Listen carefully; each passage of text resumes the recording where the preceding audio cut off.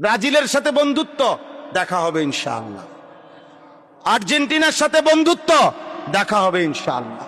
মদিনার বন্ধুর সাথে বন্ধুত্ব, এটাও দেখা হবে ইনশাআল্লাহ। আপাতত দুনিয়া তোমারও চলছে, আমারও চলতে আছে, আমি একের আটকাইয়া গেছি এমন না। আপাতত দুনিয়া ভাত মাছ চাল ডাল পেশাব পায়খানা আহার নিদ্রা বউ বাচ্চা ঘর সংসার, এটা সিটার বাটপারের যেমন চলতে আছে ইমানদারেরও চলতে আছে।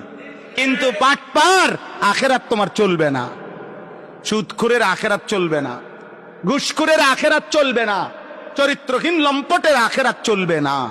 দুনিয়া সবারই চলে, দুনিয়া চলে কিনা সবার? হ্যাঁ। অতএব এটা ইনসাফের সাথে ভাবা উচিত, ইনসাফের সাথে।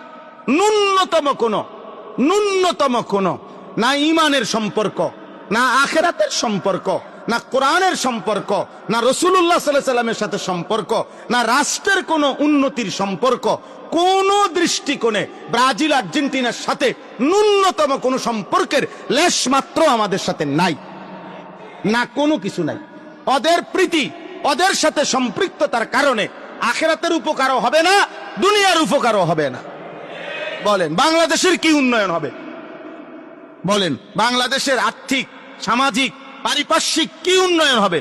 বাংলাদেশে হত্যা খুন ধর্ষণ বন্ধ হয়ে যাবে, নারী নির্যাতন বন্ধ হয়ে যাবে, তেল সমস্যার সমাধান হবে, তো কি হবে? কি রাষ্ট্রের কি হবে? আমার জনগণের উপকার কি হবে? কিছুই না। তো কিছুই না, একটা কিছুই না বিষয়ের উপরে এত মাতলামির কি খবর? মাত্র 1.5 লাখ জনসংখ্যা নিয়ে একটি দেশ এবার বিশ্বকাপের একটা দল। তাহলে যদি 1.5 লক্ষ আপনার জনসংখ্যার একটি দেশে একটি ফুটবল খেলোয়াড় টিম বিশ্বকাপে চান্স পায়, 18 কোটি এত লাফায়, প্রত্যেকবারে দেখি ফালাইতে তো কম ফালায় না, তো কই ঘাস কাটছে এই পর্যন্ত বেড়া দুনিয়া।